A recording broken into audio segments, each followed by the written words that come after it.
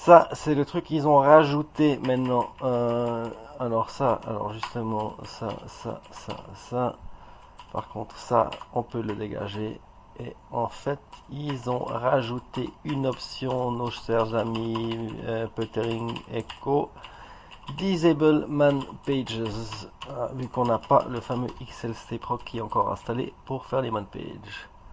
Voilà, alors là, normalement, ça va. Alors, on a écrit tout. Là, on repart par zéro vu que vous avez dit que ça, vous avez vu que ça n'avait pas fonctionné. Donc, il n'y a pas de tricherie.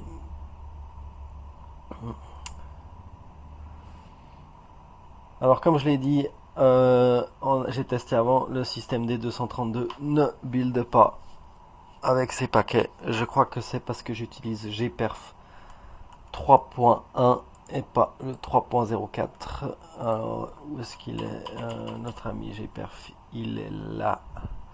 Et ouais, vous voyez, eux ils sont encore sur du 3.04. Et moi je suis déjà sur du 3.1 parce que je n'aime pas utiliser des packages anciens quand il est possible d'utiliser des packages plus nouveaux, hein, en utilisant la version Git. Et en général, honnêtement, avec systemd, j'ai l'impression que c'est toujours la version qui va poser le moins de problèmes. Ou alors, vous pouvez faire comme une Solus et vous restez coincé. C'est sur une antiquité. Alors, par exemple, ça, c'est quelque chose qui, quelqu'un comme moi, me donne pas envie d'utiliser la Solus. Alors, et au package. Voilà, package systemd Solus. Vous voyez qu'ils en sont encore à la. Est-ce que ça m'arrive ouais, ils en sont à la 218. Ils en sont au 48e package. Mais ils en sont qu'à la version 218 de systemd, hein, alors qu'on est déjà à la version 232. Voilà. Alors, moi, je fais le malin, mais il n'y a rien qui fonctionne. Alors, pourtant, quand je l'ai fait manuellement, ça compilait bien. Alors, pourquoi maintenant ça ne veut pas compiler? Ça, c'est une grande question.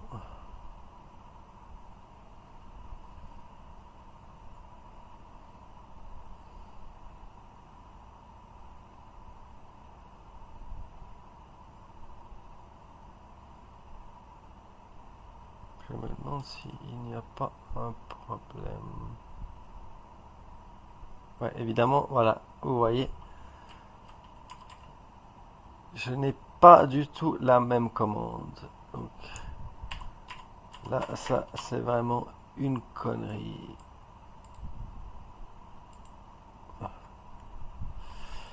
Voilà, alors là, on change le sed.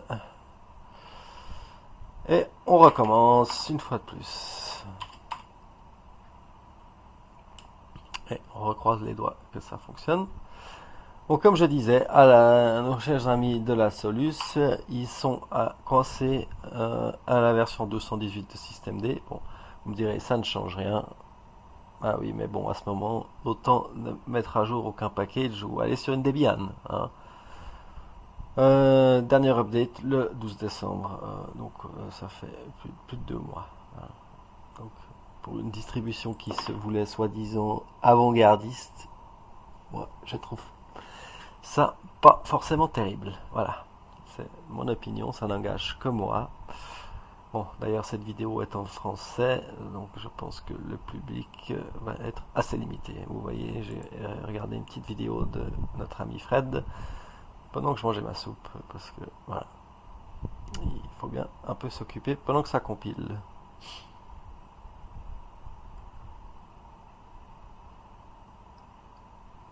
Bref. Alors, on est à systemd. Vous voyez, il nous reste pas beaucoup de paquets. Proc PSA Safety, donc les programmes pour le système Ext, Core Utils, Diff Utils, Find Utils, Grub. D'ailleurs, moi, Grub, je crois que je suis déjà à la version À la version 2.02 RC1, hein, j'ai updaté. J'avais vu sur la mailing list, eux, ils voyaient pas l'intérêt. Ben, moi, je préfère updater. Bon, d'ailleurs, là, je vais pas utiliser Grub vu que on va booter en UFI, comme je vous ai montré, il y a une partition UFI dans ce système. Donc, on va booter directement avec le noyau, l'option 1. On va booter avec Refine en fait, tout simplement, qui est déjà installé. Ça, je peux vous montrer. Make dir slash more. Oh, il n'y a rien dans Drive en fait. Non, MNT Drive, il n'y a rien. Donc, mount SDC1 MNT Drive. Voilà. Et vous voyez bien, c'est ma partition FI. Là, c'est mes noyaux. D'ailleurs, ça serait bien que je reprenne la config pour ce PC. Comme ça, je vais pas m'embêter à tout refaire de zéro. Hein, parce que ça, c'est toujours un peu fatigant de compiler un noyau qui fonctionne bien pour sa machine. Surtout qu'il y a pas mal d'options cachées. Donc, vous voyez, EFI. Donc, il y a Clover. Hein, vous voyez Clover. Et puis, donc, il y a bien le fichier Clover x64.fi. Donc, qui est en fait le fichier qui est lancé par le FI. Et là, j'ai notre ami Refined. Et j'ai le Refine x64.efi qui me permet ensuite de lancer, de booter la machine. Voilà, on va quand même monter ça pour pas faire d'erreur. Normalement, c'est pas un problème. Ah bah vous voyez, notre ami systemd a bien compilé. Donc c'est un problème de résolu. C'est toujours agréable. Et on est vraiment à la pointe de la pointe là. Hein. Vous pouvez pas faire plus. On est sur une glibc 2.25, on est sur un GCC 6.3.0. Je sais pas pourquoi Archlist 6.3.1. Je me demande si c'est pas un truc à eux, parce que sur le site de GCC, je ne vois rien de ce genre. Vous voyez 6.3.1. Alors, par contre, en x64, ils sont à la 6. Ah non, ils sont à la 6.3.0.1. C'est très bizarre tout ça. C'est très très bizarre. Ah non, d'ailleurs, c'est pas un AVRGCC. Ça n'a rien à voir du tout. Bon, je sais pas pourquoi ils nous sortent toujours le paquet 32 bits alors qu'ils vont, qu'ils sont en train de supprimer le support de 32 bits en plus. Alors, le GCC 6.3.11, le package build, vous voyez, ça ressemble énormément à ce qu'on a avec LFSMI. Sauf que bon, en général, ils ont quand même plus d'options. En plus, ils enable le multilib. Hein, ça, c'est quand même compliqué quand on fait. Ah, mais vous voyez, c'est qu'ils sont, en fait, ils prennent carrément la version Git. C'est pour ça. Alors moi, ça, je pense que bon, ils aiment toujours faire les malins, comme quoi ils sont à la pointe de la pointe, mais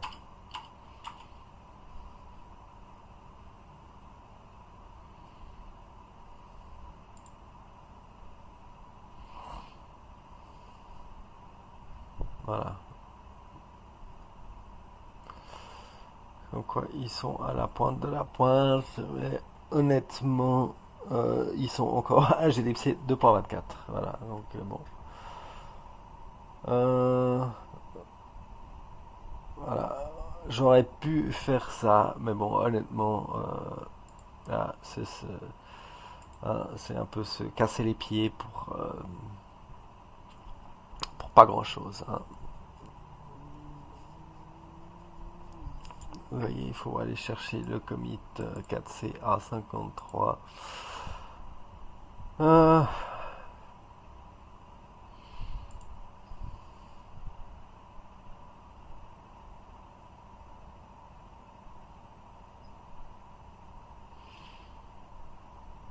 Alors voilà, il y a un problème avec Groff, encore un truc qui merdoit, c'est jamais très agréable.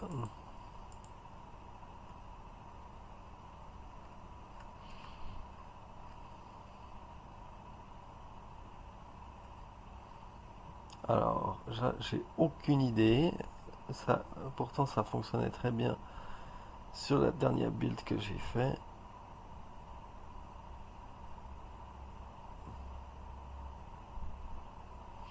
Deux erreurs, alors...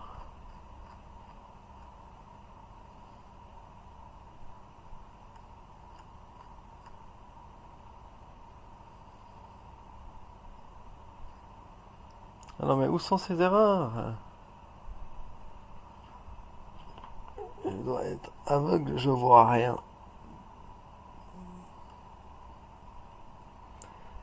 Je vois rien du tout.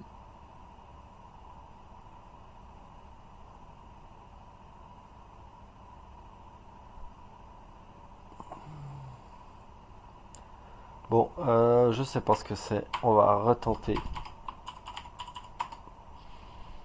Parce que des fois, la deuxième fois, ça passe. Me demandez pas pourquoi. Mais c'est comme ça. Des fois, ça ne passe pas la première fois. Ça repasse la deuxième. Et voilà, vous voyez. C'est... Ou alors est-ce que c'est... Non, voilà. C'est un exemple typique où des fois, ben, il faut tout simplement redonner un petit coup et ça passe. Alors ça, c'est... Je sais pas si c'est GCC, le linker qui se plante quelque part, si c'est un problème au niveau de la compilation en parallèle ou finalement en fait un job n'est pas fini avant un autre et donc finalement il ne trouve pas le fichier compilé qu'il lui faut. Voilà, ça c'est une possibilité. Je ne sais pas trop. En tout cas, d'expérience, ça je peux vous dire, il faut pas hésiter à essayer une deuxième fois. Ça fonctionne pas à tous les coups. Ah, mais vous voyez, en fait, c'est avec tout le défilement du texte de compilation, c'est là que ça augmente joliment la taille du fichier d'enregistrement vidéo. C'est pas dramatique. On a plus de 260 Go pour stocker ces fichiers sur la partition LFS. Donc il faut juste que je fasse attention pour gérer la partie mémoire, vu que actuellement ça enregistre dans le répertoire route qui est en mémoire. Et comme je l'ai dit, j'ai pas trop envie de redémarrer le PC avant d'avoir terminé parce que c'était quand même un petit peu fatigant de mettre en place l'enregistrement, même si maintenant je pense que je suis plutôt au point pour pouvoir lancer Pulse Audio dans un environnement Arch comme ça en live. Mais bon, c'est un très bon exemple comme quoi avec une connexion à Internet et tout simplement un ISO Arch et de la RAM, vous pouvez faire tourner un système. Il n'y a pas besoin de télécharger une distribution live ou quoi que ce soit. Avec Arch, ça marche très bien aussi. Et peut-être même mieux que sur une autre, parce que j'avais commencé avec Fedora, mais alors avec Fedora, je n'ai pas réussi à augmenter la taille du fichier principal root. Donc si vous voulez, comme je l'avais démontré, c'est le RRootFS qui est là bien à 15 Go avec maintenant 2,5 Go utilisés, 13 Go de libre et donc en fait qui correspond à Run ArchISO CoSpace. Et ça c'est quelque chose que je n'ai pas réussi à faire avec Fedora. Alors est-ce que c'est possible? Sûrement. Par contre, avec Arch, de nouveau, c'est plus simple. Vous faites un petit Google, vous trouvez une réponse rapidement. Avec Fedora, c'est justement le genre de choses que les utilisateurs ne font pas en général. Alors, je suis convaincu qu'un développeur Fedora aurait une réponse. Le problème, c'est que je pense qu'ils communiquent quand même beaucoup moins euh, que la communauté Arch. Voilà. Alors, on est à Util Linux, donc on arrive au bout, hein. Il nous reste ManDB, donc pour les manpages, il nous reste Tar, TextInfo. Et Vim, comme j'ai dit, je crois que je l'avais tout simplement viré, ce qui peut vite se vérifier. Alors 03 buildbase, et pourquoi je fais un nano? Non, moi je veux faire un... Allez, faisons un less pour cette fois-ci. ManDB, tar, TextInfo. Alors, popt, ça, en fait, ça c'est des utilitaires donc justement qui sont utilisés pour le package manager. Alors, popt, je sais même plus pourquoi, mais si je l'ai mis, c'est qu'il y a une bonne raison. OpenSSL, curl, wget, nano, oui, bien sûr. Bah voilà, j'ai remplacé Vim par nano. Honnêtement, Vim pour moi, voilà. C'est pas que je sais pas l'utiliser, hein, comme je vous ai dit, vous voyez, tac, insert, salut les youtubeurs, tralala, tac, quitte, voilà, et quitte. Je veux dire, c'est pas, l'utilisation basique, c'est pas sorcier, hein, franchement. Ça prend peut-être 5 minutes pour savoir s'en servir, mais moi je trouve qu'un nano est quand même plus pratique. Et sans compter que depuis qu'il a mis son message fatigant, bon, d'ailleurs là il n'y est pas, avec l'Ouganda, d'ailleurs c'est étonnant, je sais pas pourquoi. Alors ça c'était une des beautés de l'open source, c'est que j'étais allé dans le code source et j'avais tout simplement supprimé le message. Voilà. D'ailleurs, est-ce que il y a encore des traces de mon SED? Voilà, vous voyez SED, Help pour Children in Uganda. J'avais remplacé par iCorp, hein, qui est un peu mon nom que j'utilise pour ma distribution LFS, qui n'est pas une distribution en soi, hein, qui est juste un amusement. Mais voilà, ça c'est quelque chose que j'apprécie avec le fait du open source, c'est que si un truc nous plaît pas, on le modifie, genre un petit texte, quelque chose. Ça c'est vraiment hyper facile, hein. Et comme j'ai dit, alors là, la arche est surprenante d'aller chercher un GCC sur du Git, hein. Vous voyez, même là, le mainteneur, d'ailleurs, Alan Macrae, qui est un des mainteneurs de Arch Linux, hein.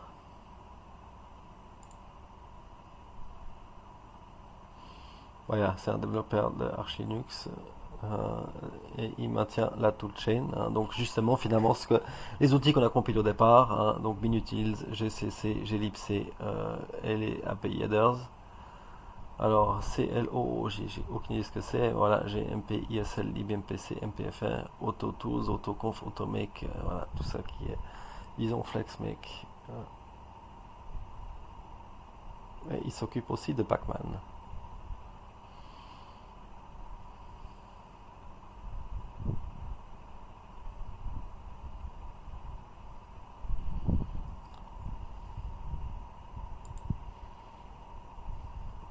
Voilà, vous voyez, il fait Change Root, qui n'est pas la même chose que Fake Root, mais voilà, c'est assez intéressant. Il manage tout ça. C'est intéressant. Vous voyez, même lui, il may not libtool requires rebuild with each new GCC version.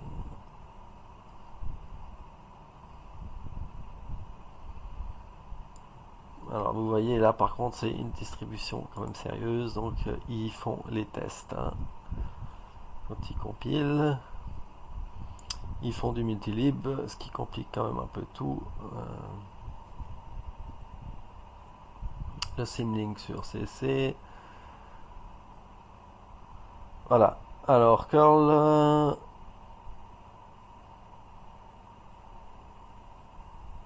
Alors avec OpenSSL, alors ça c'est quelque chose.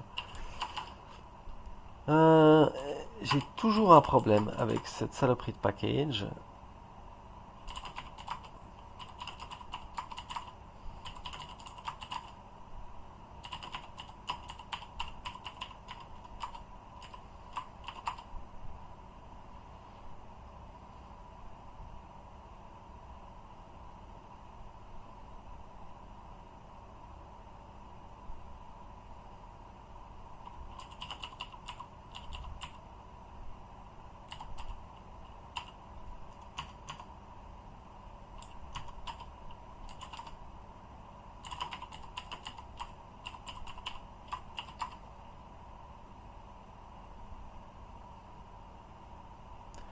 Voilà, c'est un Symlink qui ne fonctionne pas bien. Hein, comme vous voyez. Euh,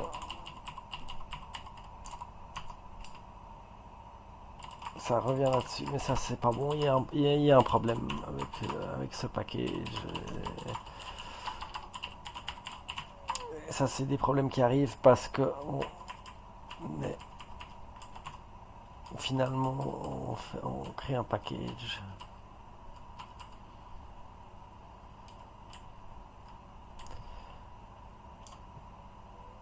Mais c'est en fait c'est ce disable static libraries qui fait chier.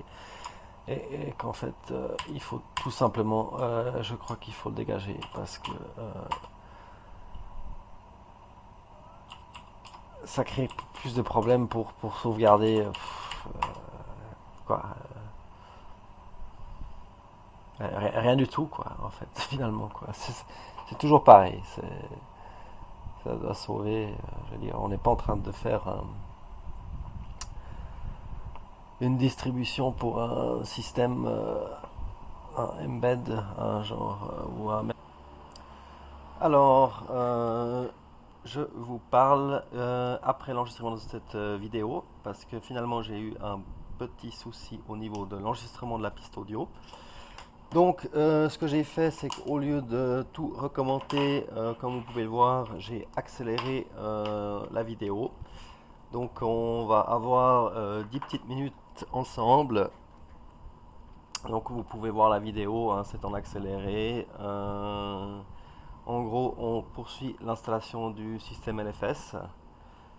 Euh, Comme je l'ai dit, le but c'était d'arriver au bout de l'installation le soir même et de redémarrer une fois qu'on était prêt pour refaire l'enregistrement.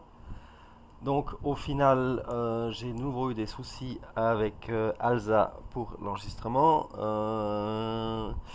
Donc, j'ai préféré compiler GNOME 3 complètement, GDM et tout ça, Pulse Audio.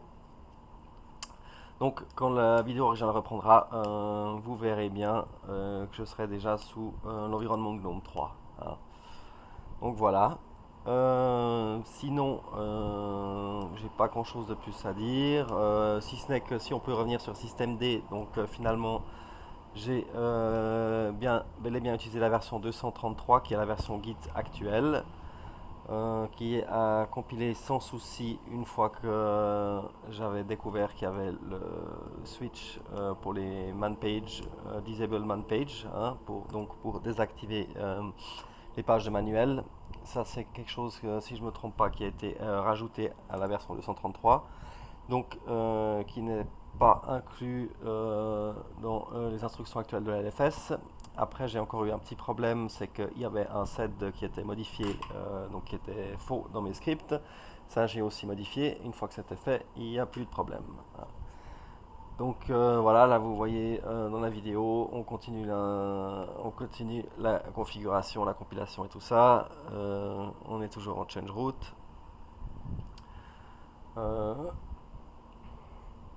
Je crée la FSTab que finalement j'ai modifié pour utiliser les UUID plutôt que d'utiliser les identifiants partitions. Hein. Donc ça c'est la méthode, si on dira, plus moderne pour la méthode plus moderne pour identifier les partitions quand on boot en EFI. D'ailleurs, comme vous avez pu, peut-être, bon, vous n'avez pas vu parce que c'était moins accéléré, mais pour avoir la liste des partitions, en fait, vous devez le faire en change root, ça ne fonctionne pas. Donc, vous devez le faire directement sur le système sous-jacent. Donc là, on l'a fait sur un shell du livecd Arch Linux. Donc voilà, petit détail. Là, je parlais un peu des alternatives en fait pour installer des applications, donc AppImage, Flatpak et compagnie. Donc, ce qui est une manière assez simple en fait d'installer des applications quand on est sous une LFS. D'ailleurs, hier soir, j'ai rajouté un paquet pour le support de Flatpak. Ça s'est passé sans problème. Et ce qui m'a permis ensuite d'installer PTV donc pour l'édition vidéo sans trop, disons, sans gros problème. Bon, ça prend beaucoup de place, hein, mais à part ça, ça fonctionne très bien. Donc sur cette LFS, donc j'ai le support pour les Flatpak et les App Image. Donc j'avais testé, il y a une App Image qui ne fonctionnait pas.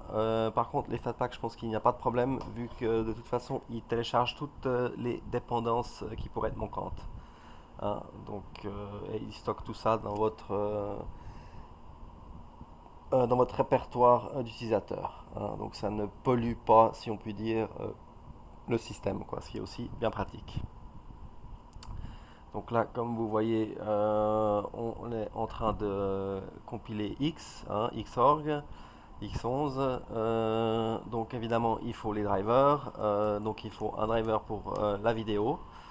Et il faut un driver pour les périphériques, hein, donc la souris, clavier et compagnie. Donc moi maintenant, la méthode moderne, c'est avec libinput. Et le wrapper x86 input libinput, hein, qui permet d'utiliser en fait libinput qui était plutôt designé pour Wayland sous X11. Donc avec ça, que ce soit sur mon laptop ou sur mon PC, j'ai pas de problème, tout est bien détecté. Juste pour le touchpad, par exemple sur le laptop, il y a un fichier de configuration à créer pour, par exemple, mettre en place le tap to click, et ce genre de choses, hein, ou définir le scrolling et tout ça. Donc c'est un peu différent de la configuration qu'on avait avec, par exemple, le driver Synaptics, mais ça fonctionne très bien. Et la seule différence, c'est qu'en fait, libinput normalement laisse le travail de configurer donc les inputs au gestionnaire de fenêtres, hein. Donc ça, c'est un petit peu modifié. Mais si vous êtes dans une GNOME, normalement, il n'y a pas de problème. De toute façon, dans le panneau de configuration, vous aurez tous les paramètres qui sont là pour, par exemple, configurer la souris, le touchpad et compagnie, le clavier, hein. Donc, par exemple, j'ai pas eu de problème pour ajouter le clavier français sous GNOME, hein. Donc ça, c'est bien aussi un des avantages d'installer un environnement de bureau complet comme GNOME, c'est qu'en fait, une fois que c'est fait, et une fois que c'est compilé, après, ça devient quand même plus facile d'administrer son système et puis justement de faire des trucs un peu que j'appellerais plutôt chiants, hein, c'est-à-dire ajouter des claviers, ajouter des langages, ou comme j'ai dit, comme je le montre plus tard sur la suite de la vidéo, ajouter des plugins, des extensions, hein. Par exemple la météo, le système monitor et genre de compagnie. Donc voilà quoi. Donc c'est pour ça que finalement on vous dira ah, mais pourquoi t'es pas sous une i3 machin, c'est de la LFS. Oui, c'est sympa, i3 c'est sympa, mais finalement GNOME simplifie beaucoup de choses. Voilà. Et vu qu'on est sous système D de toute façon, ça fonctionne très très bien. Voilà. Sinon, donc il reste encore quelques minutes avant que donc la piste audio originale prenne le relais, hein. Donc je tiens à préciser que c'est la première fois que j'édite une vidéo, hein, à publier sur YouTube. Donc évidemment ça va être très amateur, mais je pense qu'on y arrive, hein. Donc c'est une vidéo, cette vidéo qui va durer à peu près 1 heure et euh, 1h30, voilà. 1h30, hein. Je raconte quand même pas mal de choses après, une fois que le système est rebooté sous GNOME. Alors, juste que vous sachiez, vu que parce que j'ai aussi eu des soucis avec la capture qui a coupé quand j'étais sous GNOME, hein. Je pense que c'était à cause du raccourci clavier CTRL plus R qui coupait l'enregistrement. Je suis pas tout à fait sûr. Donc, voilà, vous voyez, je suis en train de checker ma carte réseau, les périphériques que j'ai.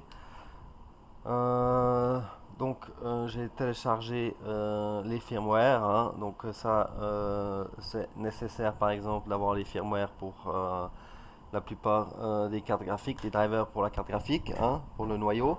Donc ça, vous pouvez directement cloner depuis le git de kernel.org qui a tous les firmwares nécessaires.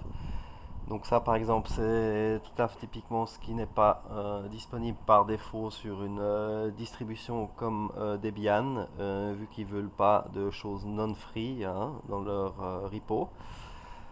Donc voilà, là, vu qu'on fait une LFS, on fait exactement comme on veut. Donc moi, ça me pose aucun souci, je clone juste tout le repo.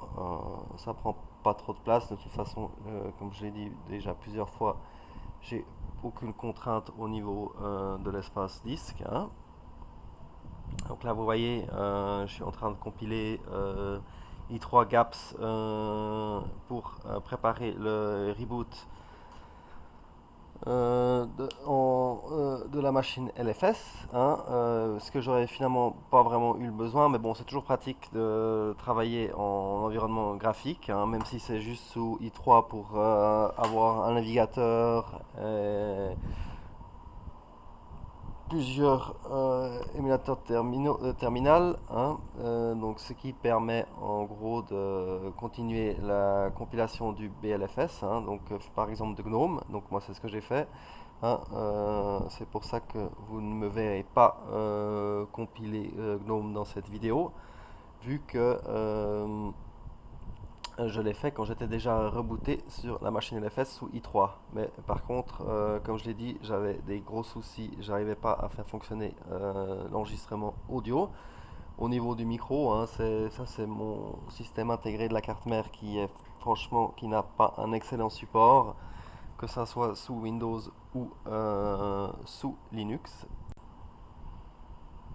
Alors excusez-moi, petit éternuement, donc petite coupure. Là, qu'est-ce qu'on est en train de... Je crois que j'ai compilé LLVM. Non, en fait là, je crois que je suis sur voilà, FFmpeg et toutes les dépendances, hein. Donc là, j'ai aussi un script pour compiler FFmpeg. Par contre, le problème que j'ai avec ces build scripts en bash, c'est que finalement, si on fait pas tout exactement à chaque fois dans le même ordre, on se retrouve qu'il y a par contre le script build fmpeg qui va avoir certains paquets ou le script build gnome, hein, qui va avoir certains paquets en fait qui ont déjà été en fait installés par exemple dans ffmpeg qui sont sous gnome. Alors normalement la marche à suivre, là je voulais faire un peu différemment vu que je voulais pouvoir faire la capture d'écran plus tôt, ce qui n'a servi à rien, mais en gros, le truc c'est que, alors on construit, pour résumer, on construit les outils, hein, la toolchain. 2, on change route. Non, pardon, on construit la toolchain. Oui, après, effectivement, on change route, hein, avec dans le pass des outils, justement, la toolchain. On compile le système de base, hein, et après, on passe au extra, donc la BLFS. Donc là, on compile, si vous voulez, la base de la BLFS. Après, on compile le serveur X et Wayland, hein. Donc Wayland fonctionne très très bien, hein, dans ce setup. Je peux faire tourner la GNOME 3 sous WLAN sans aucun souci, si ce n'est que Screen Recorder ne fonctionne pas. D'ailleurs, il me semble qu'il n'y a pas encore d'outil pour enregistrer l'écran sous WLAN, mais je suis pas sûr, il faudrait que je vérifie. Donc on a ça. Donc on a je perds mes mots. Ouais, donc voilà, donc on compile le serveur X et Wayland et Weston, hein, qui est le gestionnaire de fenêtre de base de Wayland. Et ensuite, finalement, la troisième étape, tout simplement, c'est de compiler GNOME, hein. Et une fois que ça c'est fait, là, on active GDM, on active Network Manager, on reboot et on a GNOME qui boot, hein. Et on est prêt. Alors là, vous voyez, je suis en train de faire en fait la configuration du noyau 4.10. Donc je reprends une ancienne config, hein. Ce qui est toujours pratique, c'est qu'on peut prendre une config qu'on avait déjà. On fait make old config et vous voyez là, il vous demande tout ce qui... En fait, il vous demande pour toutes les nouvelles fonctionnalités qu'il y a entre le fichier de configuration que vous avez et le noyau que vous utilisez. Donc là, évidemment, il y a eu pas mal d'ajouts de drivers et certaines choses. Donc en général, par défaut, Il vous dit non parce que effectivement vous n'avez pas besoin, mais c'est toujours bien de regarder. Donc ça permet aussi assez rapidement de voir ce qui a été ajouté entre le noyau actuel et le noyau précédent. Voilà, vous voyez, c'est assez rapide. Voilà, on a terminé. Tac. Alors là, on fait make n config, hein, qui est, je trouve, la manière la plus sympathique de configurer son noyau. Hein. Donc là, j'ai configuré la carte réseau. Ça, c'est essentiel. J'avais d'abord commencé avec AMD GPU, qui est le nouveau driver pour les cartes AMD, hein, qui remplace Radeon.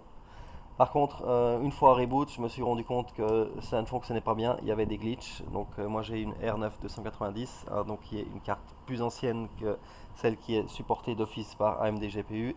Donc ce que j'ai fait tout simplement, c'est que j'ai supprimé AMD GPU et j'ai remplacé par le driver Radeon, hein, qui est aussi open source. Et évidemment avec ça, ça fonctionnait parfaitement. Ah, vous voyez, donc là je suis en train de regarder pour cloner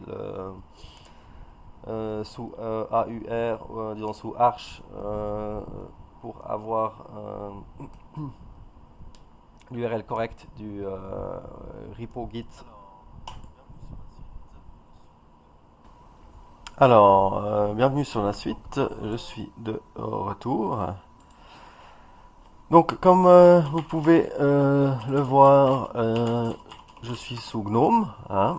Donc, on est bien sous la LFS. OS, il nous met none parce qu'on n'a pas mis le fichier OS release et il ne détecte pas de distribution. Donc, comme ça, à vide, on utilise 732 mégas de RAM. Hein. Bon, j'avais ouvert Chrome, je suis pas en fresh boot. Donc c'est pas forcément optimal, mais bon, on est sous les 800 mégas pour un GNOME, je pense qu'il n'y a pas trop de soucis. Donc je peux bien vous montrer, on va dans les settings, est-ce que c'est ça? Voilà, GNOME version 3.22.2. Et on est donc sur donc compilé AMD Hawaii, donc ma carte graphique LLVM 3.91, DRM kernel 4.10. Ah, vous voyez bien, on est vraiment la dernière version. Donc les settings, ça fonctionne. Donc j'ai décidé d'installer GNOME parce que ça simplifiait la mise en place pour le micro. Comme je le disais, j'ai eu beaucoup de problèmes avec Alza, ça ne fonctionnait pas avec Simple Screen Recorder, donc j'ai préféré tout de suite aller sur GNOME. Voilà. Donc on a un Google Chrome qui est installé. Comme je l'ai dit, c'est la version binaire. Hein. Vous voyez, ça se charge très bien, il n'y a pas de problème. Tac, version 57.0.2987.54 qui est la dernière version. On a MPV, hein, j'ai compilé MPV, vous voyez, ça marche très bien, pas de problème. MPV version, on est donc compilé contre la FMMPEG 3.2.4 qui est là dans la version. Hein. Voilà, et alors maintenant par exemple,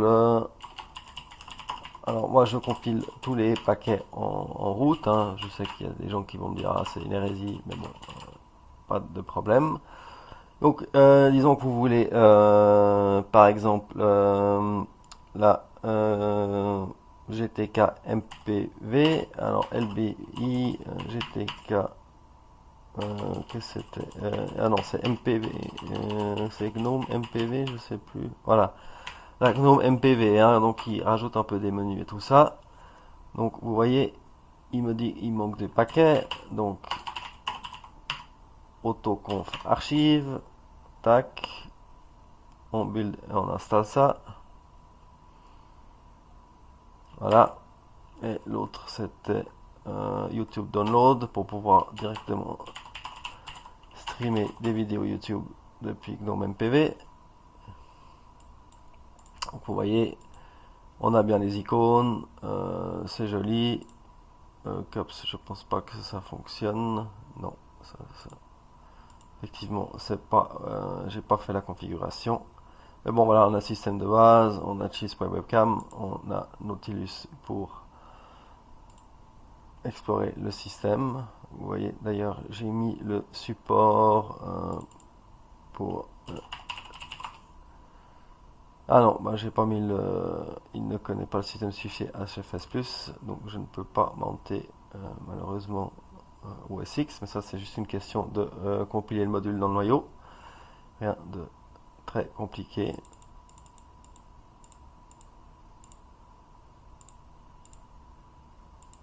Alors non, j'ai pas de réseau, ça ne fonctionne pas. Ok, alors maintenant on a tout ce qu'il faut pour aller avec par exemple GNOME MPV.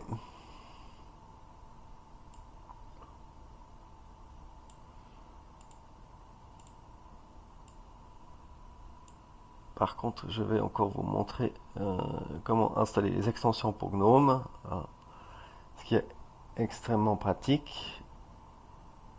Voilà, alors tac, on est là, et vous voyez bien, il est installé avec GNOME MPV là. Par contre, vous dites, ah tiens, il n'y a pas d'icône. Allez, donc l'icône, effectivement, il ne la connaît pas. Donc on fait gtk update icon cache, usr share icons, high color, voilà, il a mis à jour le cache d'icônes. Et non, pourquoi ça ne vient pas? Ça allait du direct.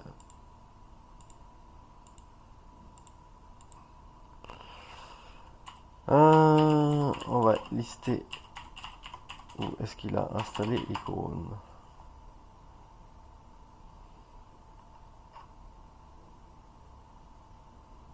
Pourtant, il aurait dû.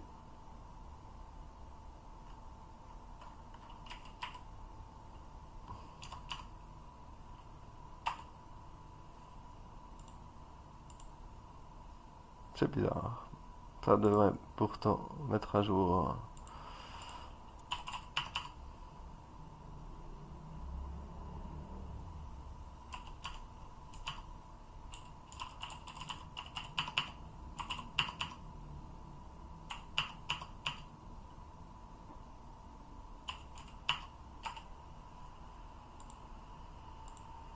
Alors, je pense que là, la solution, c'est qu'il faut que je sorte, que je redémarre tout simplement.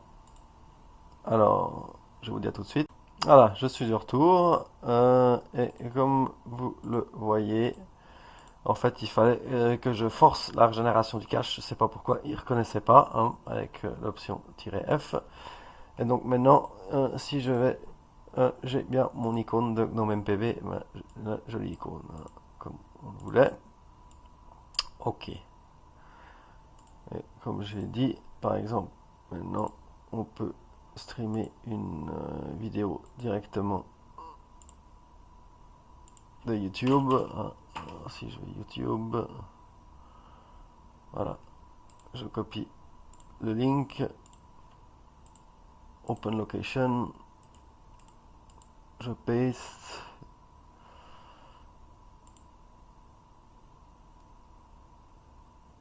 Alors, est-ce que ça fonctionne? Est-ce que ça fonctionne pas? Salut à tous, une vidéo pour Voilà. répondre à... Vous voyez, on a bien un GNOME MPV qui nous stream la vidéo YouTube. Et on est à 736 mégas d'utilisation RAM. Et donc avec le Simple Screen Recorder, c'est pas trop mal. Ok. Alors, qu'est-ce que je voulais encore vous montrer? Ah bah oui, les extensions Chrome. Les extensions, l'installation des extensions pour GNOME. Alors, c'est... comment j'ai appelé ça? C'est... voilà, Chrome GNOME Shell. Alors, il y a besoin de Python Requests. Alors, Python Reset a besoin de Python Setup Tools. Voilà, alors Python Setup Tools, tac. Ça a l'air de fonctionner sans problème. Python Request.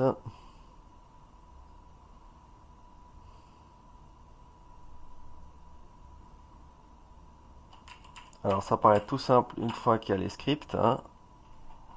C'est pas forcément si simple à mettre en place.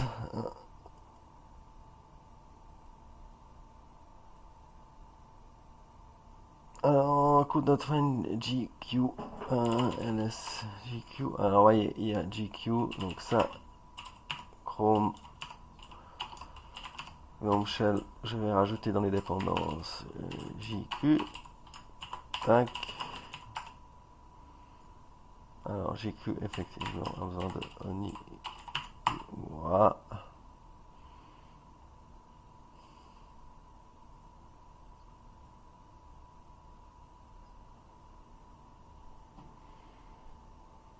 Voilà, on peut aller avec JQ. Ah, et je voulais aussi vous montrer, vous voyez, on avait compilé Wayland, hein.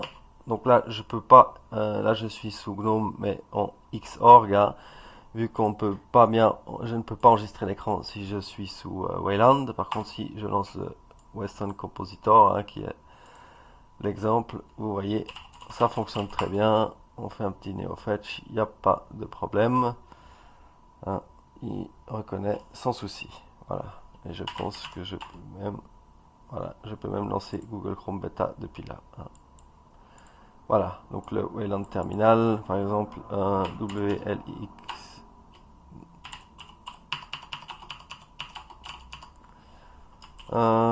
Qu'est-ce qu'il y a? Est-ce que les exemples ne sont pas installés?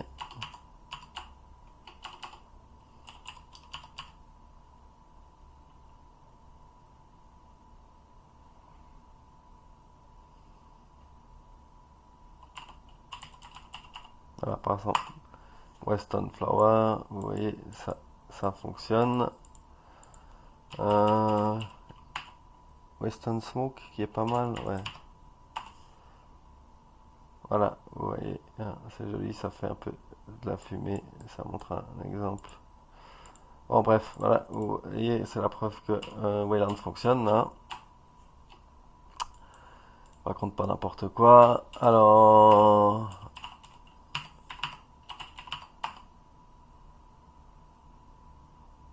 il faut encore.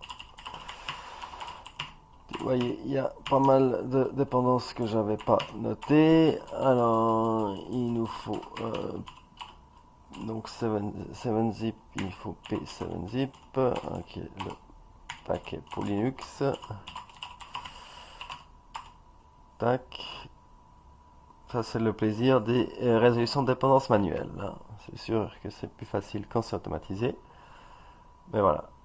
Ça, c'est la méthode LFS. Et comme vous voyez, j'ai bien la transparence du terminal, hein, vu que j'utilise en fait le patch de transparence qui est disponible sur le AUR de Arch, hein, donc qui est dévié de en fait du GNOME Terminal Fedora, hein. Mais vous voyez, ça c'est là on a le GNOME Terminal original, hein. Donc la dernière version 3.22.1. Donc ça c'est l'avantage aussi du LFS, c'est vraiment facile de patcher des choses. Voilà, alors est-ce qu'on arrive au bout? Voilà, ça compile, c'est installé. Alors normalement, si je lance Chrome, voilà, il y a l'extension qui est apparue, hein, parce qu'on a carrément compilé aussi l'extension, hein, GNOME Shell Integration. Vous voyez, alors maintenant si on fait un petit Google et qu'on va sur le site de GNOME directement. Alors, il faut peut-être installer 2-3 extensions. Il faut que je débloque le JavaScript. Alors native host as exited, et ça me dit que j'étais en Python 2 ou l'inverse, je sais plus. Voilà, c'était ça. C'est que tout simplement, vous voyez, USR bin Python était sur Python 2, donc ça ne fonctionne pas. Alors on passe en Python 3 et on est prêt à installer les extensions. Alors par exemple, déjà, moi j'aime bien le système monitor.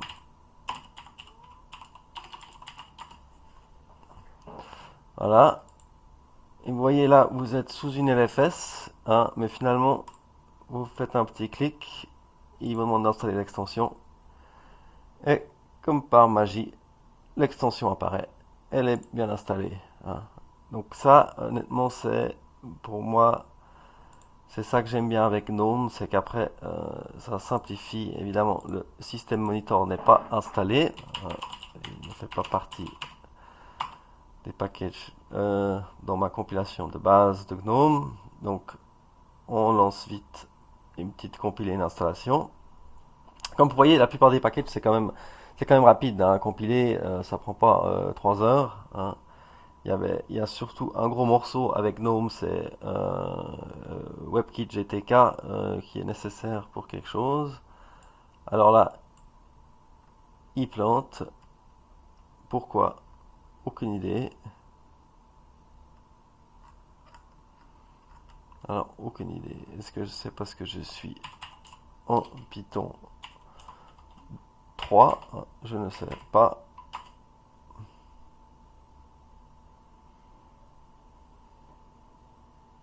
Ouais, voilà, vous voyez, il y a des packages, ils compilent bien en Python 2, donc ils compilent bien en Python 3. Ça, c'est vraiment la purge de Linux actuelle.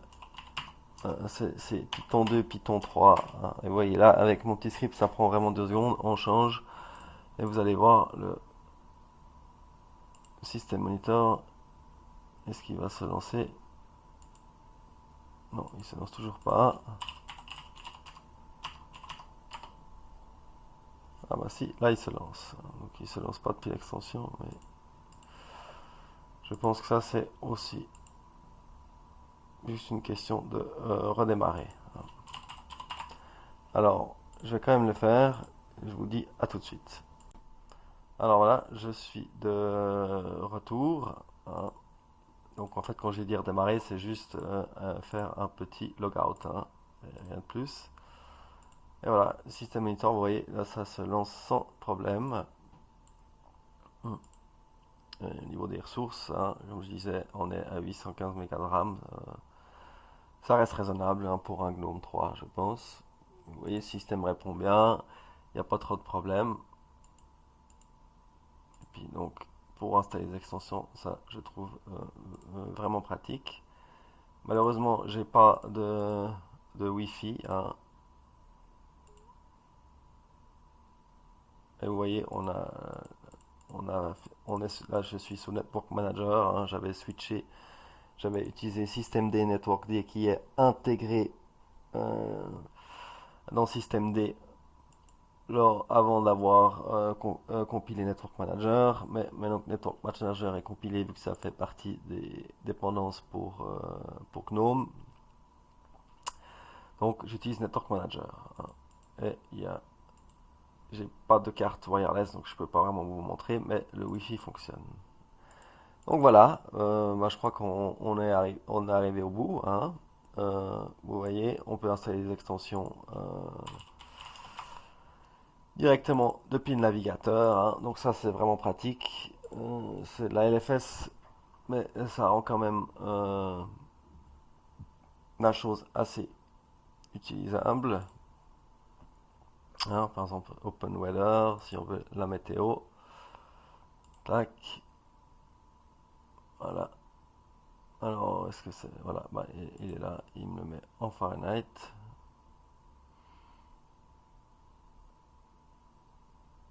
Alors, settings.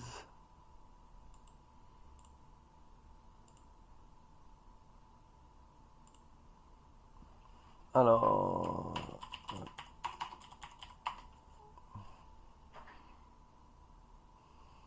vous voyez, là, il n'a pas les police taille, hein.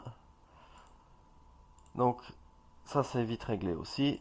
J'ai un package, vu que je suis en Thaïlande. LBI TTF TLWG qui est les fontes taille, hein, pour la Thaïlande. Un paquet de fontes open source. Voilà. Et normalement, si maintenant. Alors, c'est. Voilà. On est en version.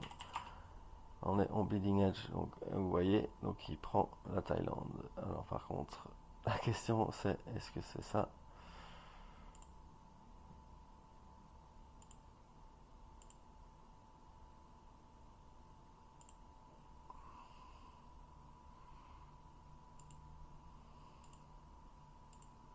Alors, on passe en centigrades, on passe en kilomètres/heure.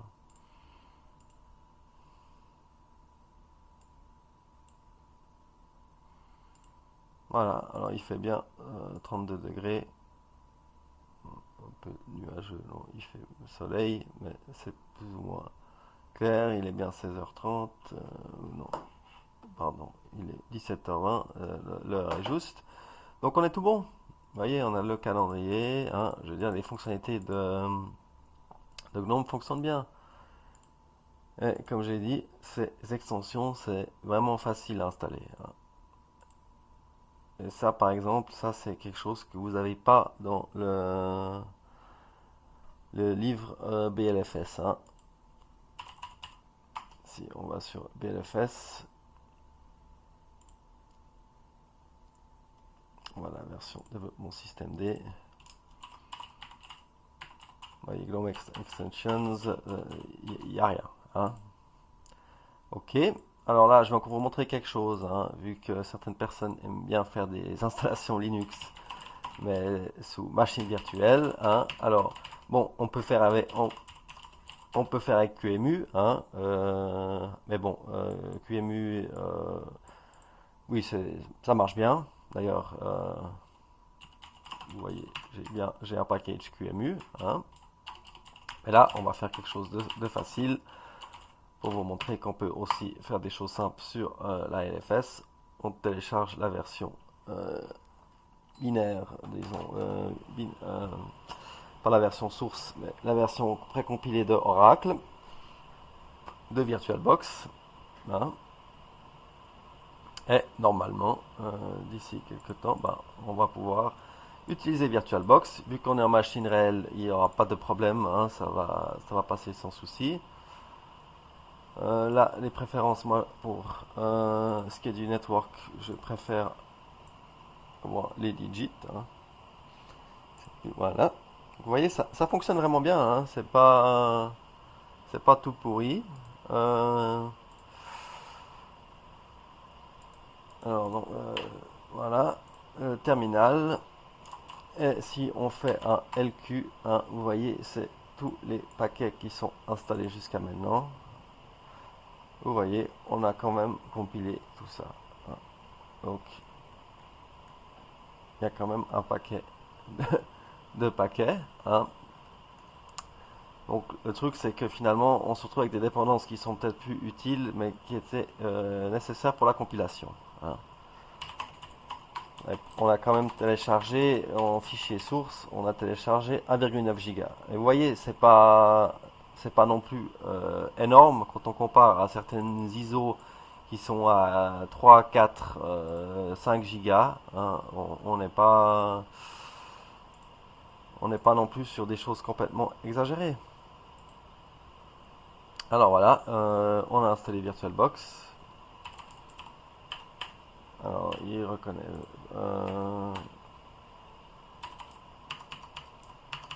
Alors c'est pas dans le pass. Pourquoi? Je ne sais pas. Ah bah non, parce que c'est avec. Alors dans le pass. Ouais, parce que je fais pas de lien. Hein.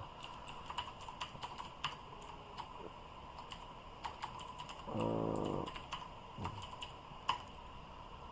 Ça, on pourrait encore rajouter un VirtualBox bin. C'est de créer un lien symbolique dans USR bin ou local bin sur VirtualBox. Hein. Alors, OPT, donc VirtualBox a besoin de modules. Hein.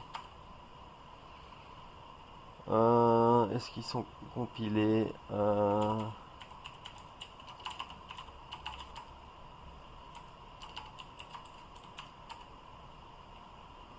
Alors, VirtualBox, voyez, il démarre.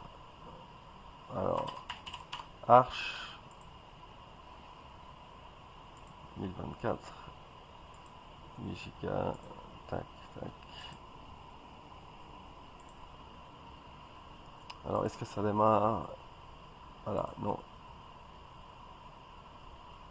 Voyez, le VirtualBox Driver n'est pas installé. C'est bien ce que je pensais. Alors,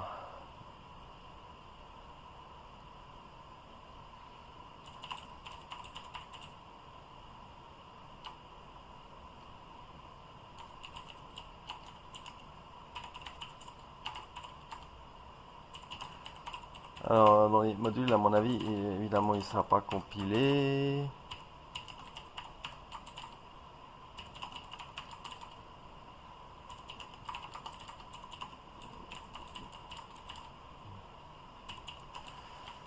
Alors maintenant, ça c'est la bonne question. Comment est-ce qu'on faisait pour...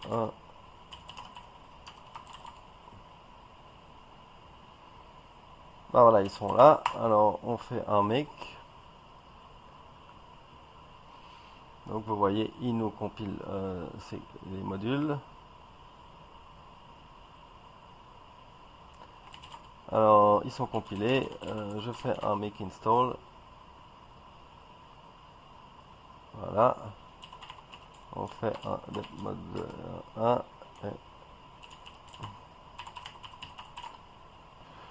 Non, c'est pas Insmod, c'est mode probel.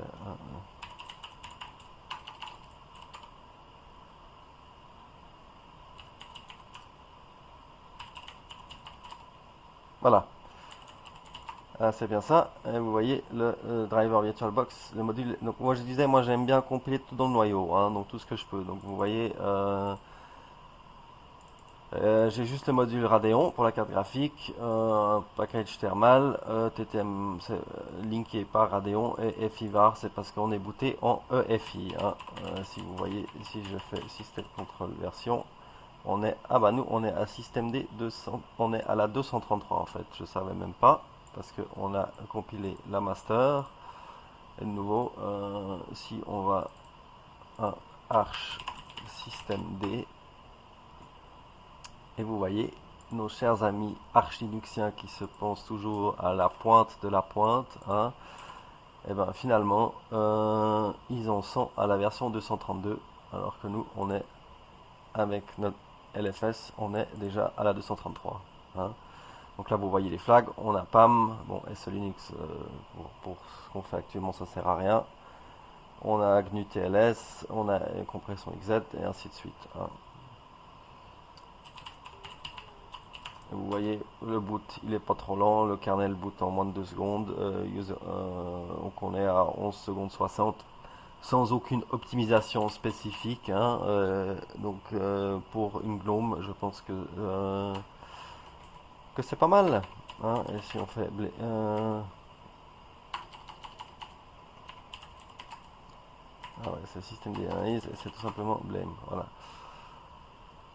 Donc vous voyez, finalement c'est surtout, vu que c'est un vieux disque dur, hein, qui prend pas mal de temps, le Service Network Manager, Accounts Daemon, alors ça c'est le cirque à GNOME, hein. Par contre c'est pas mal, vous pouvez, vous allez dans les settings, hein, vu que là on a GNOME, et puis vous allez Online Accounts, et là vous pouvez ajouter un compte Facebook, un compte iCloud, un compte Google, et après il apparaît directement dans Nautilus, hein.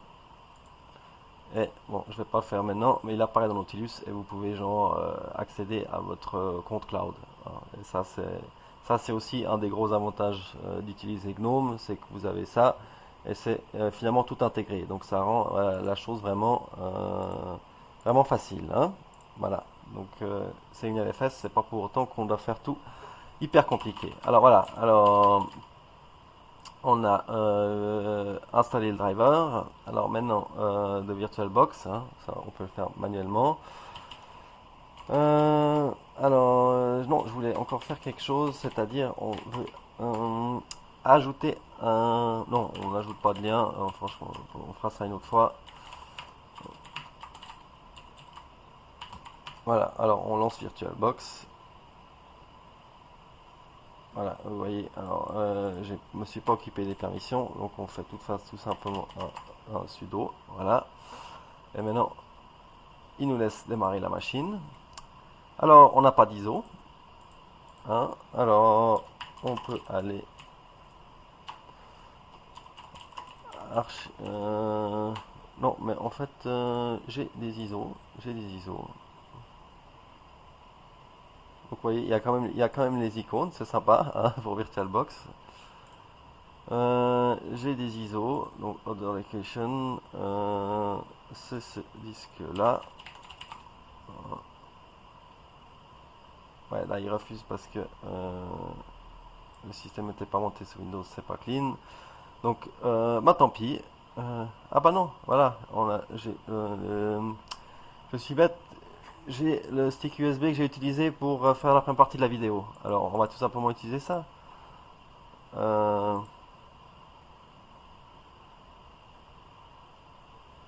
hmm,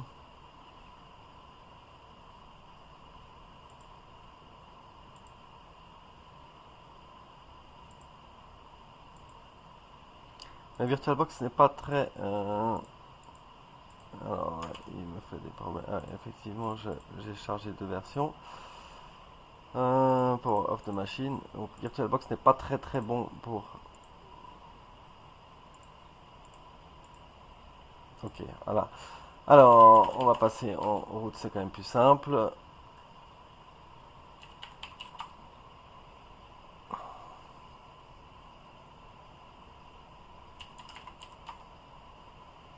Voilà, alors c'est SDF1, donc unmount slash dev SDF1, dd if dev SDF1, off, on va appeler ça arch iso.iso, block size, on va faire 1 méga, ça devrait suffire. Alors, pendant que ça tourne, je fais une petite pause, je reviens tout de suite. Bon, alors voilà, ça a terminé, on reprend. Je vérifie juste, effectivement, c'est bon, on n'est pas en train d'écraser les enregistrements. Donc, on peut repartir et relancer notre cher ami VirtualBox en regardant si il nous accepte cet ISO. Est-ce que ça va booter? Est-ce que ça va pas booter? C'est une grande question. Je n'en sais rien. C'est les mystères de DD. Non, voilà, vous voyez, ça boot pas. C'est pas grave. C'est même pas grave du tout. Alors, on va tout simplement arch download. Tac, tac, tac, tac.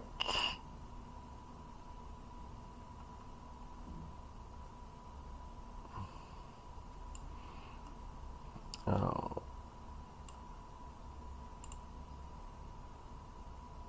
ah, mais c'est gros, c'est gros, c'est gros.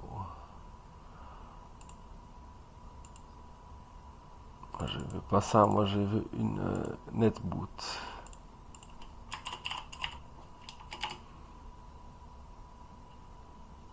Voilà, netboot en BIOS.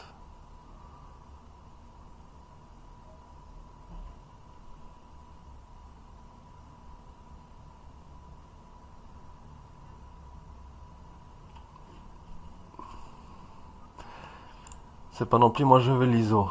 Je sais qu'ils ont une ISO quelque part. Alors, Arch Netboot ISO.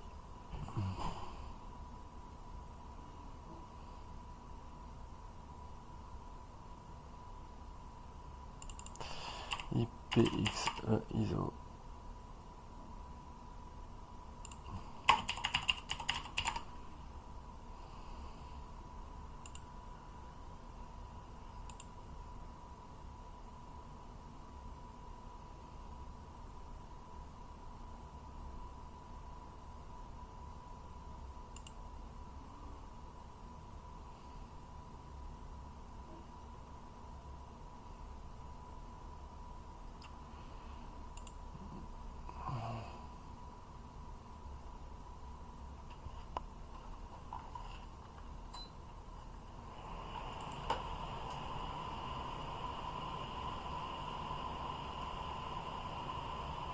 Alors, est-ce que ça, ouais, il y a Arch, tac, parfait. Ok. Alors,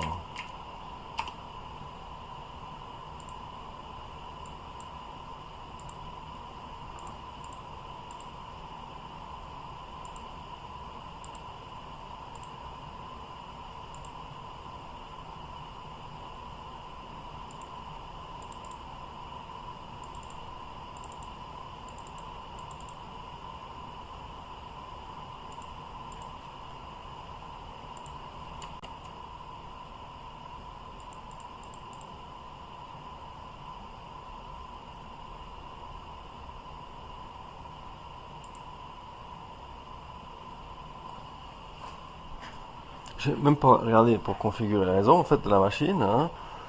Mais normalement, ça devrait fonctionner. Je suis pas sûr. Je suis pas sûr du tout.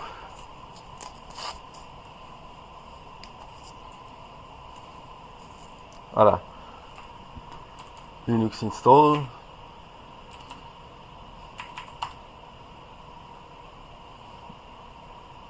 Alors, Arch Linux.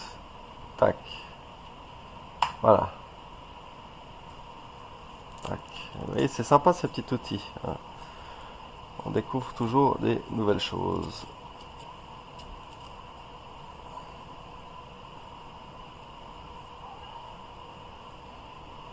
Et vous voyez, le net speed, on est, on est à fond, hein.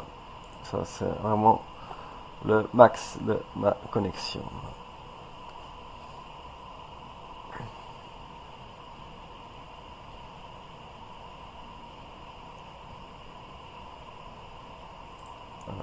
Ça, c'est les messages. Et vous voyez, c'est agréable. On est à pleine vitesse. Et on télécharge que 361 mégas au lieu. Voilà, connection reset par IP. Ça, c'est fabuleux. Alors, écoutez, je vois que ça avait coupé. Ça avait coupé la vidéo, je sais pas où ça a repris, donc là je sais plus où ça en était, mais je peux juste vous dire, voilà, on est en train d'installer une Arch Linux dans Share VirtualBox, hein. Donc ça, on peut minimiser, tac, on est sur VirtualBox, et puis vous voyez, un VirtualBox par Oracle, dernière version, tac. On pourrait compiler de source, oui, bien sûr, on peut, mais bon, pour l'instant, c'est pas le but. Le but vraiment, c'est d'avoir des paquets de base qui sont dernier cri. Moi, ça me pose pas trop de problèmes pour le navigateur ou autre chose, d'avoir un paquet binaire. Voilà. Ça, c'est sympa comme utilitaire, hein. Voilà. Alors là, on est à 97%. Donc, on va pouvoir s'activer. Ah non, on est à 29%. Pardon, je vous raconte n'importe quoi. Ouais, avec ma connexion, ça prend quand même du temps. Donc, si on peut être à 361 mégas plutôt que 800, c'est pas désagréable. Voilà. Voilà. Ah, et puis je vous parlais des Flatpak et compagnie l'autre jour, disons hier. Donc là, on va peut-être prendre un petit Flatpak et puis je vais vous montrer que ça fonctionne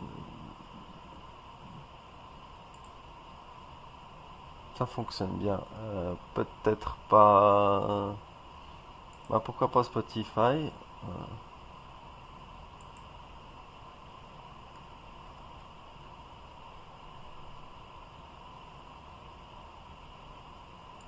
Ah, mais il y a besoin de Flatpak.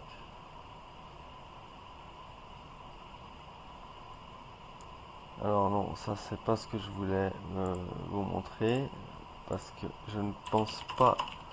Donc c'était des apps images que j'avais utilisées.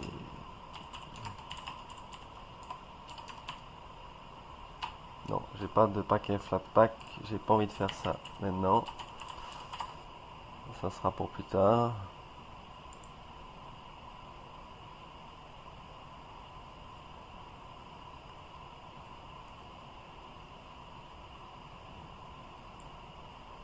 Voilà, alors les app images, ça c'est vraiment bien parce qu'il y a besoin de rien.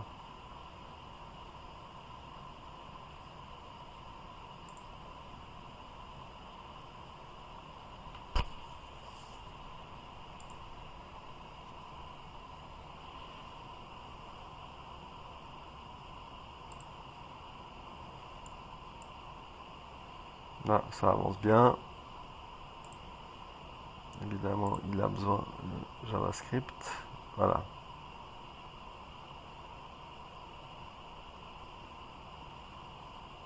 Bon, c'est pas ce que je veux.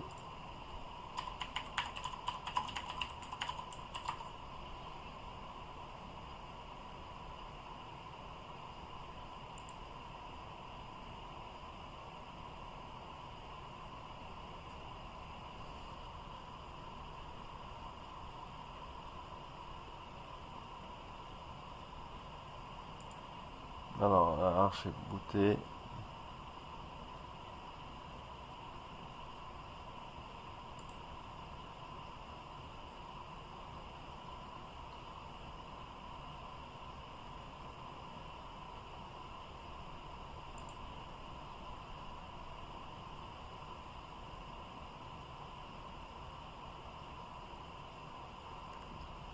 Prenons par exemple Firefox, c'est intéressant.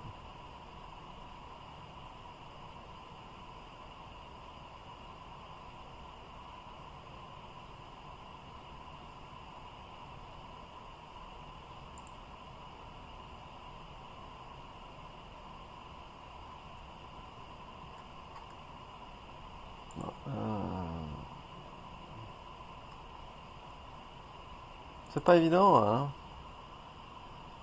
Ah, il est pas setupé.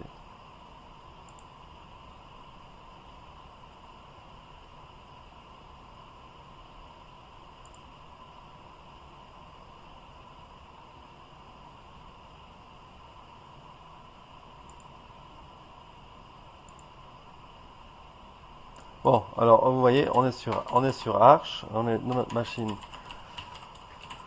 Tac, alors on fait une partition DOS parce que on est en MBR, on écrit la partition, ok, c'est fait, on fait un système de fichiers ext 4, SDA1, tac, tac, tac, c'est fait, mount slash dev SDA1 slash MNT, packstrap. C'est pour voir la différence avec une LFS, hein, c'est quand même beaucoup plus rapide.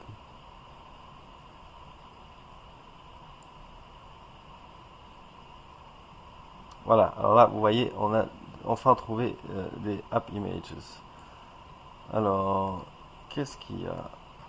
Ah bah voilà, un client torrent par exemple, hein.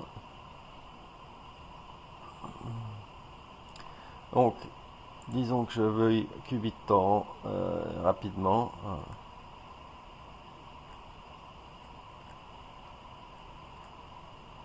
Ah bah, ils ont Vivaldi par exemple, hein. Aussi, Firefox Weekend. Vous voyez, il y a LibreOffice, hein.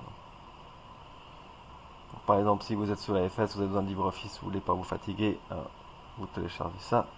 Donc ça, je vais vous montrer, ça c'est vraiment intéressant.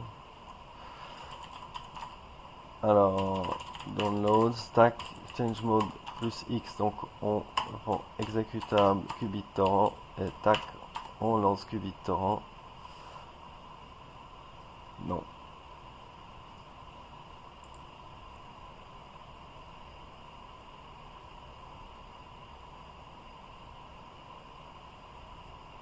Ah bah ça fonctionne pas, voilà.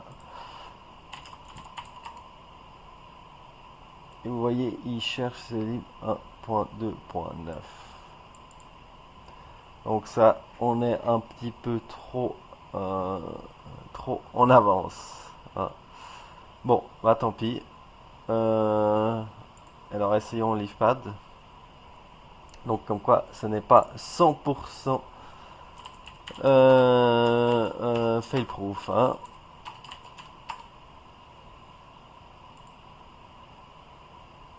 Voilà, alors l'IFPAD, voilà, Bonjour. Vous voyez, ça fonctionne. Les options sont là. Bon, c'est vraiment basique, hein, donc ça nous aurait pris pas longtemps à le compiler de toute façon, hein. Mais c'est sympa, ça fonctionne. Là, vous voyez, notre arche est en train de se télécharger. Et ils sont toujours en 4.9.11. Bon, j'ai pas mis en place le testing, hein, on est sur du stable. Mais alors, prenons quelque chose d'un peu plus intéressant. Ah ben voilà, j'aurais pu essayer d'utiliser OBS, mais je pense que ça va pas marcher. Ah ben voilà, un jeu Open Transport Tycoon.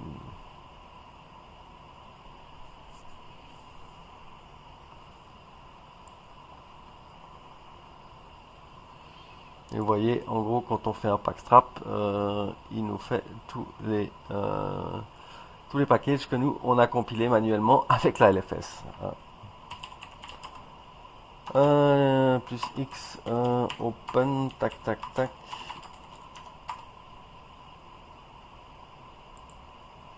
Voilà.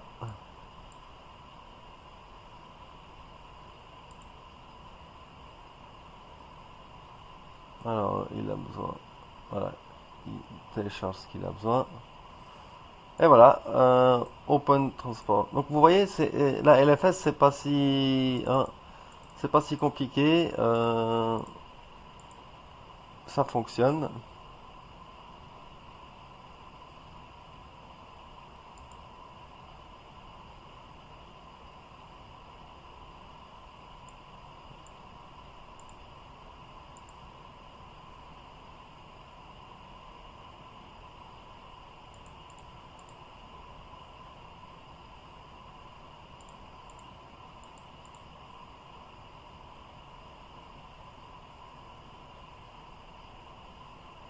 Alors, install content dans notre système.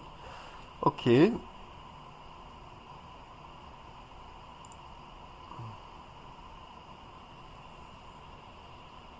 Ok.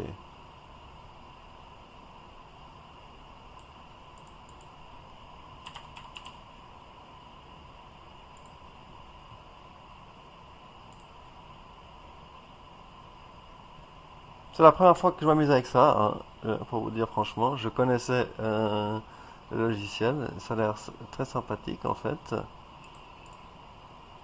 Voilà,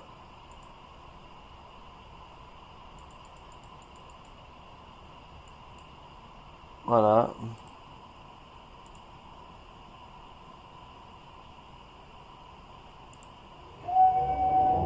Alors vous entendez, il y a du son, hein, je vais réduire.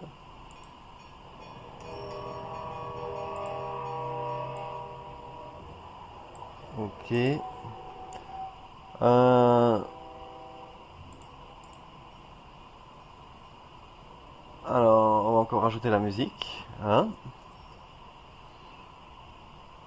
Alors, où est-ce que c'était? Euh, Excusez-moi, voilà, check online content, je suis un peu aveugle, la police est pas très grande.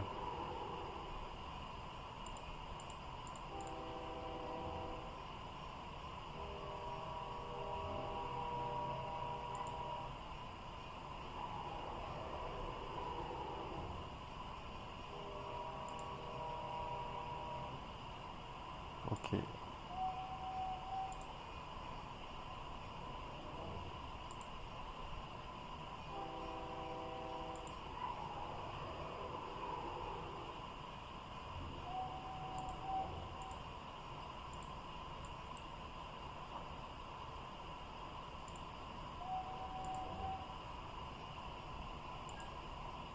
Et voilà, vous voyez, on a un jeu qui fonctionne, hein. On n'a rien compilé, on a juste téléchargé une app image, ça a pas pris, ça a pris plus long avec une AUR.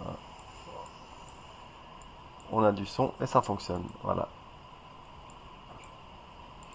Donc ça c'était pour vous montrer ça.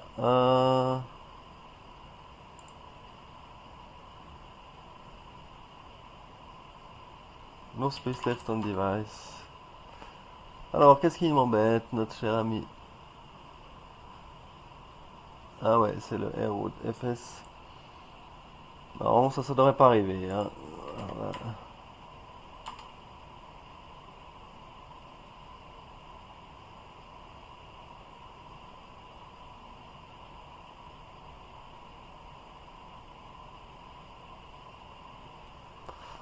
Alors,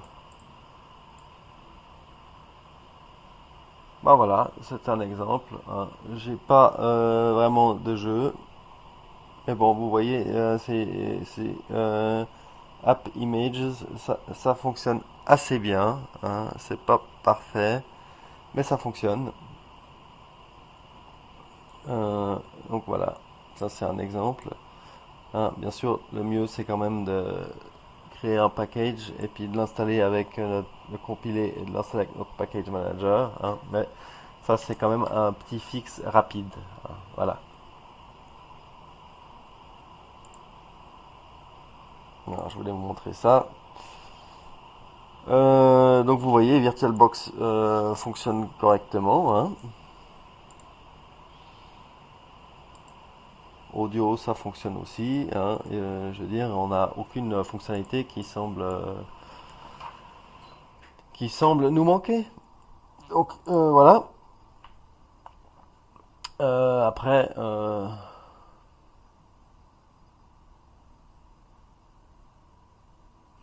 et ça c'est bizarre, je sais pas pourquoi.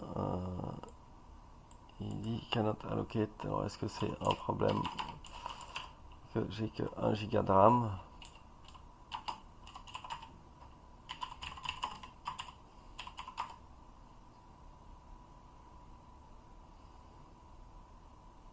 Hmm.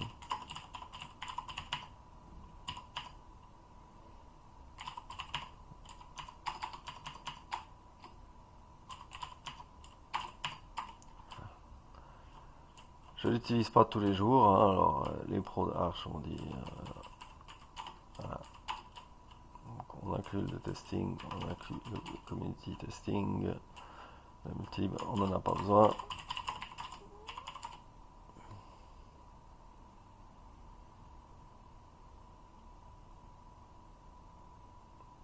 Ok, donc il n'y a rien qui a changé. Alors, Pacman AS Grub.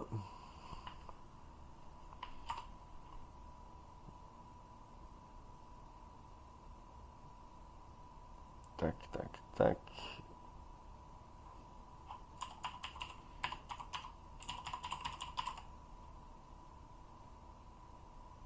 Alors, on installe Grub.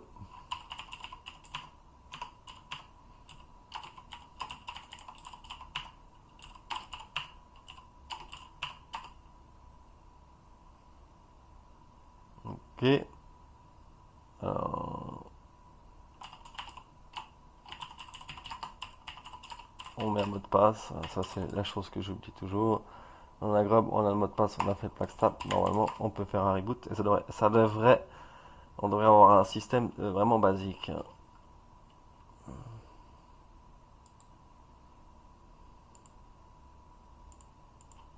Alors, je reviens à vous. Je sais pas si c'est la recording key ou quelque chose, mais donc vous voyez, j'ai Arch installé sous VirtualBox avec une OpenBox toute simple. On va s'arrêter là. Je crois que c'est tout. Donc vous voyez, ça fonctionne parfaitement. Il n'y a pas de problème, hein. On a notre Arch qui est installé.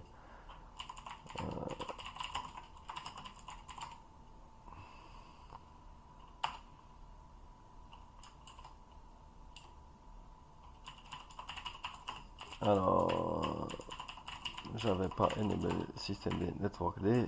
Ça c'est fait. Donc j'avais pas de réseau.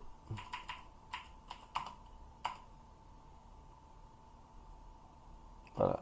Alors maintenant, htop, vous voyez, on n'utilise pas beaucoup, hein. On est à 64 mégas, 65 mégas de RAM, hein. C'est vraiment pas grand chose, même avec le client VirtualBox. Bon, voilà, je crois que je vous laisse. Vous voyez, donc on a une LFS compilée sans trop se fatiguer, si ce n'est un peu beaucoup de temps. Euh, Tout est en ordre. Voilà. Alors à bientôt. Merci.